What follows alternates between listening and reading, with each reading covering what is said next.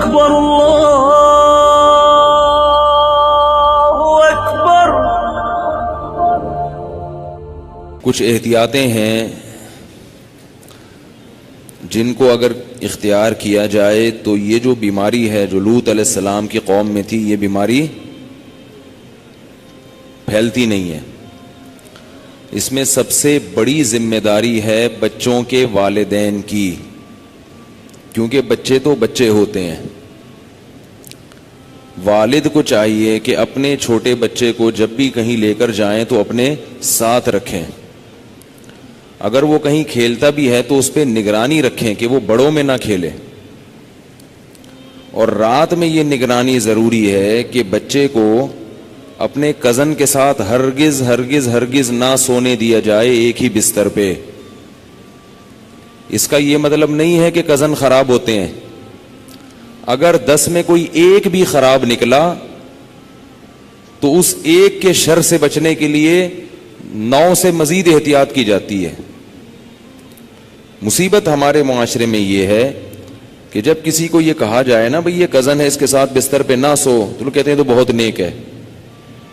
کل تو میں نے بتایا تھا کہ نیک اور برے کا تو اس سے تعلق ہی نہیں ہے. لیکن اگر مان لو کہ اس میں یہ چیز نہیں ہے تو بھائی پھر تم کل جس سے احتیاط کرو گے وہ کہے گا میں برا ہوں اور وہ اچھا ہے، مجھ سے احتیاط ہوتی ہے اور اس سے نہیں ہوتی، تو اس کا کیا جواب دو گے آپ؟ اس لیے شریعت کا اصول کیا ہے کہ سب سے احتیاط برتی جائے. تو بچے کو کبھی بھی بستر پہ سونے نہ دیا جائے اپنے کزن کے ساتھ. جب بچہ 7 سال کا ہو جائے، 7 سال کے بعد سے احتیاط ضروری ہے. چاہے وہ کزن کتنے ہی نیک ہوں کتنے ہی اچھے ہوں، بھائی ایک اصول ہے، ختم، بستر الگ. اسی طرح بچہ اپنے سگے بھائی کے ساتھ تو سو سکتا ہے مگر بہن کے ساتھ نہیں سو سکتا.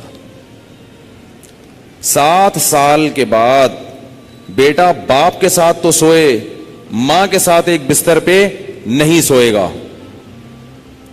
بیٹی ماں کے ساتھ تو سوئے گی، باپ کے ساتھ ایک بستر پہ نہیں سوئے گی. بات آ رہی ہے سمجھ میں؟ اسی طرح بیٹی جب 9 سال کی ہو جائے، یہ خوب اچھی طرح مسائل سمجھ لو، اس میں آپ مجھے فنڈامنٹلسٹ کہو، دقیانوس کہو، جو مرضی کہہ دو، میں اللہ کا حکم آپ کو سنا رہا ہوں. عمل کرنا ہے کرو، نہیں کرنا ہے تو جیسے چل رہے ہو چلتے رہو، ہم سے سوال نہیں ہوگا. بہت بے احتیاطیاں ہوتی ہیں. ہم لوگ ہندو نہیں ہیں، عیسائی نہیں ہیں. مسلمان بننا ہے تو تمیز سے بنو بھائی، نہیں بننا ہے تو پھر انگریزوں کے کلچر کو فالو کرو، وہ بہت ایڈوانس جا رہے ہیں آج کل. بار بار کہتا ہوں یہ کیا نہ ادھر کے نہ ادھر کے. تو جب بیٹی 9 سال کی ہو جائے، بیٹی 9 سال، تو باپ پر یہ احتیاط لازم ہے کہ وہ اس کو پیار کرنے میں احتیاط سے کام لے. بہتر یہ ہے کہ اپنی باڈی کو اس کی باڈی سے دور رکھے. پیار کرنا ہو سر پہ ہاتھ رکھے، بیٹی سر پہ پیار کرے، گالوں پہ یا ہونٹ پہ پیار نہ کرے. 9 سال کی بچی ہو، احتیاط کرے اس سے. یہ احتیاط کی عمر ہے. اور جب بالغ ہو جائے پھر تو ہرگز اس کی اجازت نہیں ہے. کیونکہ مسئلہ یہ ہے کہ باپ اگر بیٹی کو اس طرح سے پیار کرے اور خدا نخواستہ باپ کے دل میں شہوت پیدا ہو گئی، اور اس کی کچھ تفصیل ہے، یہ خود سے فیصلہ نہ کریں، مفتی سے کسی مفتی کے سامنے پوری صورتحال رکھیں. تو اگر یہ شہوت پیدا ہو جائے تو اس بیٹی کی ماں اس باپ پر ہمیشہ کے لیے حرام ہو جاتی ہے. شریعت میں جو سیکچول ریلیشن ہے وہ ایک وقت میں ایک عورت کے ساتھ ہو سکتا ہے. ماں سے ہو گیا تو بیٹی سے نہیں ہو سکتا، بیٹی سے ہو گیا تو ماں سے نہیں ہو سکتا. ایسی اجازت نہیں ہے کہ ادھر بھی اور ادھر بھی، نہ نہ نہ نہ.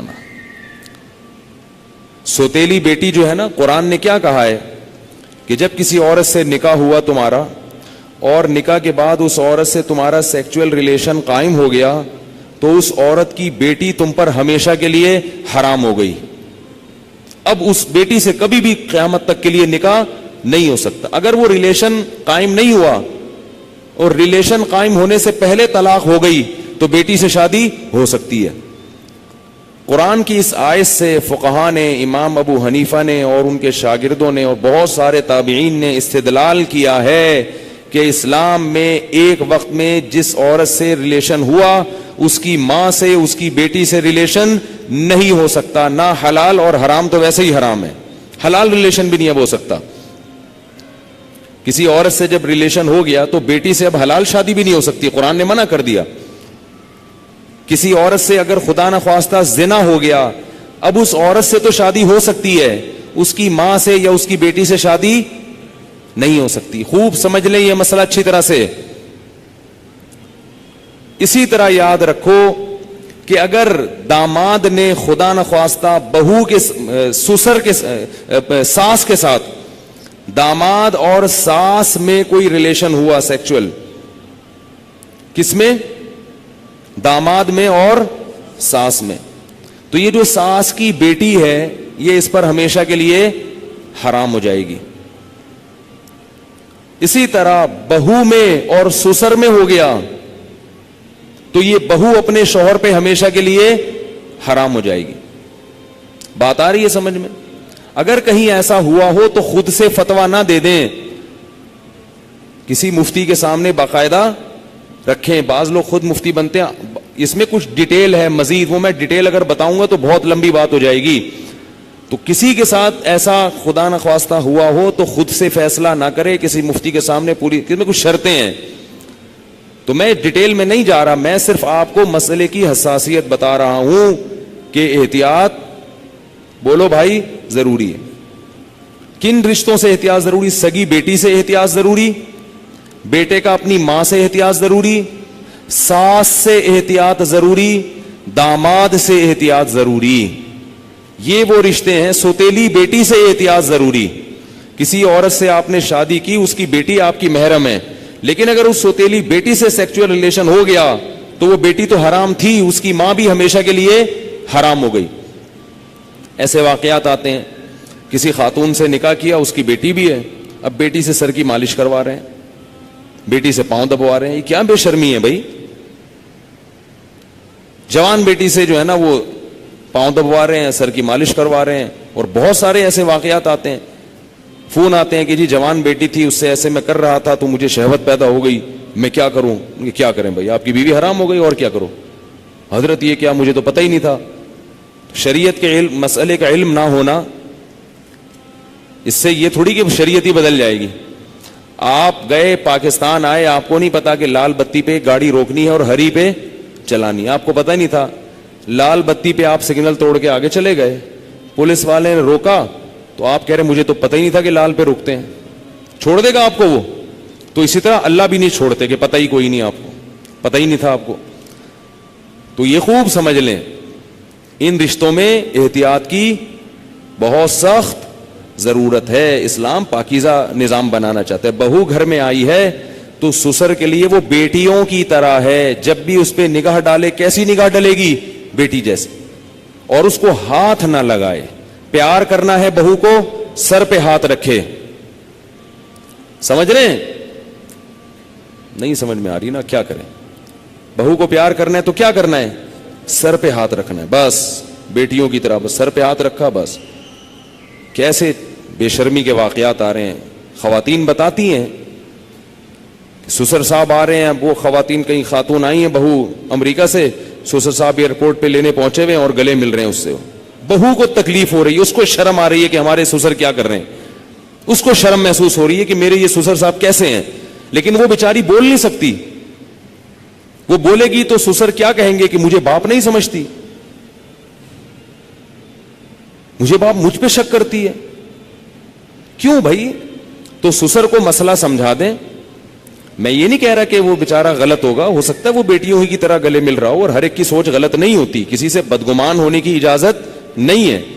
اصول ہیں بھائی. 100 آدمیوں میں سے ایک اگر غلط ہوگا تو اس ایک غلط کے شر سے بچانے کے لیے مزید 99 کو بھی منع کیا جائے گا. الحمدللہ ہمارے گھروں میں خیر غالب ہے. سسر بہو کو بیٹیاں کی طرح سمجھتے ہیں، بہویں سسر کو باپ کی طرح سمجھتی ہیں. ہمارے معاشرے میں ابھی شر کا عنصر کم ہے، خیر اس معاملے میں الحمدللہ غالب ہے. مگر یہ غالب ہی رہے تو اچھا ہے. اگر یہ بے احتیاطیاں ہوئیں تو خیر کم ہو جائے گی اور شر غالب آ جائے گی. تو اچھے اور خاندانی لوگوں کے ہاں یہی ہوتا ہے کہ بہویں اپنے سسر کے سامنے ذرا لپٹ کے بیٹھتی ہیں, چادر وادر سر پہ لے کے بیٹھتی ہیں, ایک تقدس ہوتا ہے, ایک رشتہ ہوتا ہے. اسی طرح یاد رکھو بہو کے لیے, سسر کے لیے یہ غلط ہے, جائز نہیں ہے کہ وہ بہو کے کمرے میں بغیر پرمیشن کے داخل ہو جائے. یہ بھی ہوتا ہے. سسر صاحب کیا کرتے ہیں, شادی ہوئی ہے, دروازہ کھول کے بہو کے کمرے میں گھس گئے, وہ بیچاری کس حال میں بیٹھی ہوئی ہے, کس حال میں لیٹی ہوئی, اور اس کو غصہ آتا ہے تو کہتے ہیں میں باپ ہوں, میں بھی پرمیشن لے کے آؤں. تو حیا بھی کوئی چیز ہوتی ہے. تو جوان بیٹی کے کمرے میں باپ کو اس طرح نہیں گھسنا چاہیے. بیٹی کا بھی باپ سے کوئی حیا تو ہوتی ہے نا. تو اس لیے ان چیزوں میں احتیاط برتو.